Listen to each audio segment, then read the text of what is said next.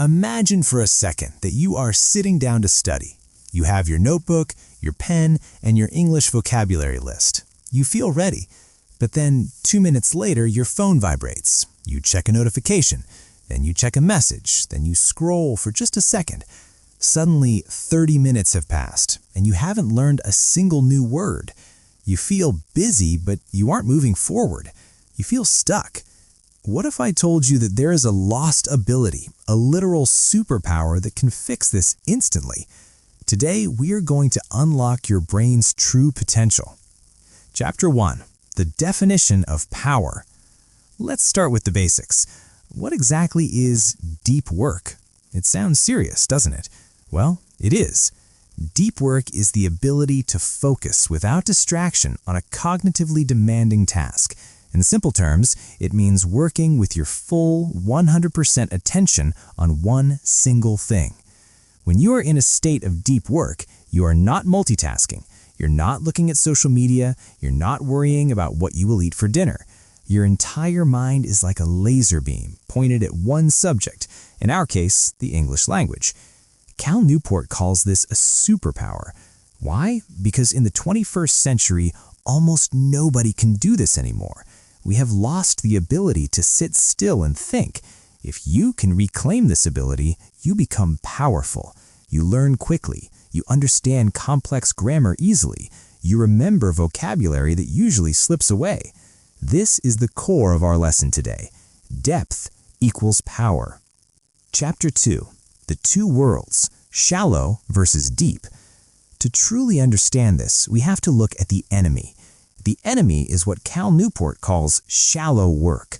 Shallow work is what most people do all day long. It is non-cognitively demanding, logistical-style work, often performed while distracted. It's checking your email every 10 minutes. It's scrolling through TikTok while listening to an English podcast in the background. It's jumping from one app to another. Here's the dangerous part. Shallow work feels like work. It feels like you're doing something. You're busy, you're moving your fingers, you're seeing information, but your brain is in a state of low energy. It's like walking in water that is only up to your ankles. You're splashing around, making noise, but you aren't swimming. You aren't going anywhere. Deep work is the opposite. Deep work is swimming in the deep ocean. It requires effort. It feels a bit heavy at first because your brain is actually building new connections. When you engage in deep work, you push your cognitive capabilities to their limit. And this is the secret. Real learning, the kind that stays with you forever, only happens in the deep end. Chapter 3. The value of depth. Now, you might be asking, is it really that important? Can't I just learn casually? Well, let's look at the reality of our world.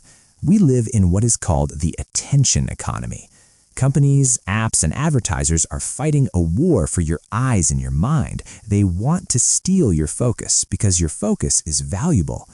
When you engage in deep work, you are taking control back. You are protecting your greatest asset, your mind.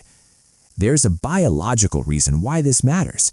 When you focus intensely on a specific skill, like speaking English sentences or understanding a grammar rule, you are forcing a specific circuit in your brain to fire again and again. In neuroscience, there's a substance called myelin.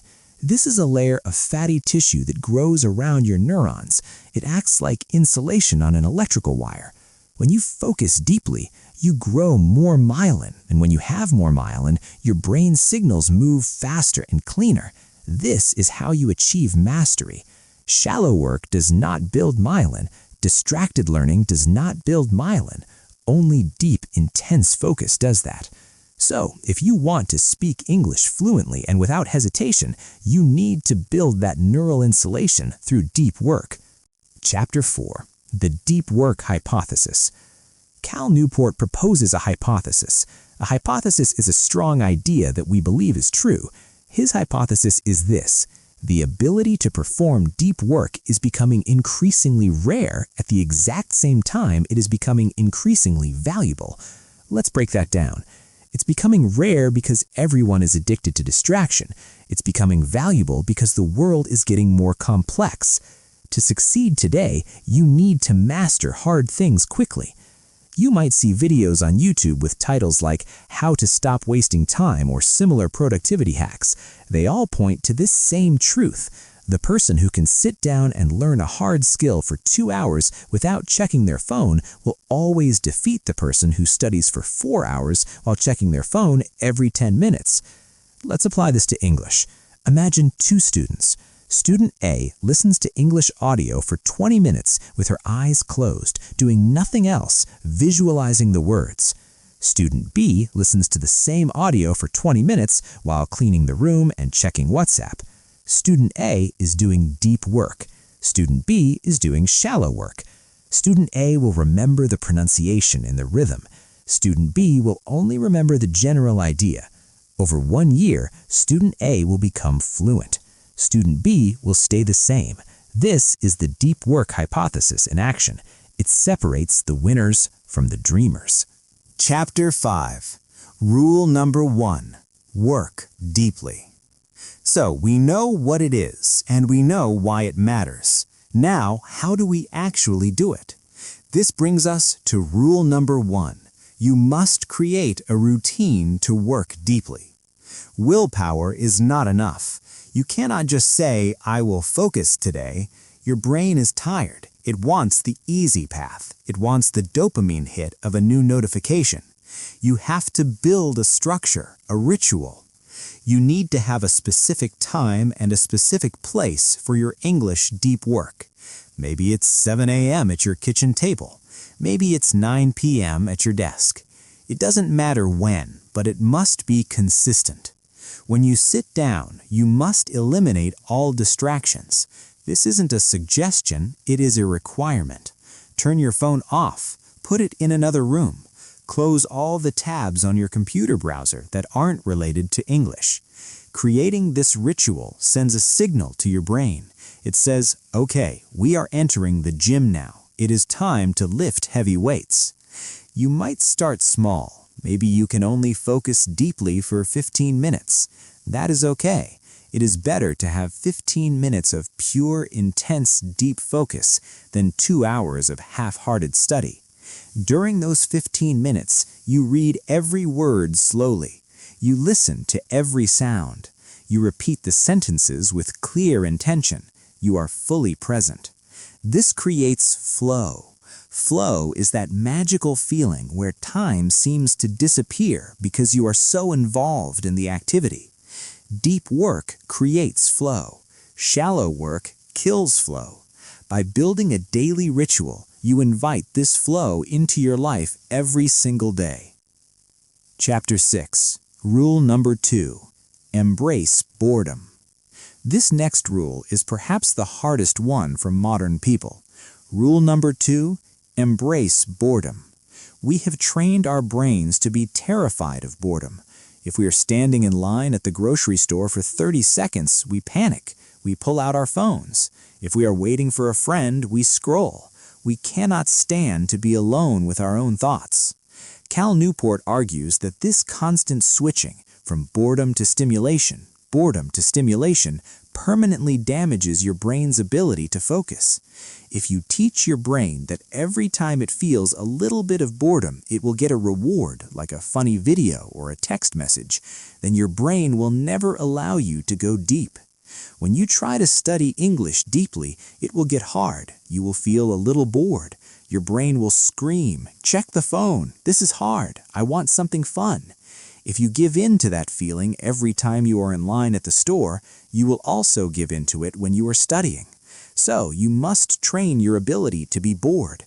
Stop checking your phone every time there is a quiet moment. Sit with your thoughts. Look out the window. Let your mind rest. Ideally, think of focus like a muscle. If you go to the gym and lift weights, your muscles get stronger. If you sit on the couch, they get weak. Every time you resist the urge to check your phone, you are doing a rep for your focus muscle. You are making your brain stronger. When you embrace boredom, you create a quiet space in your mind. In that quiet space, real learning happens. You start to hear the music of the English language. You start to notice patterns you missed before. Conclusion: the deep life.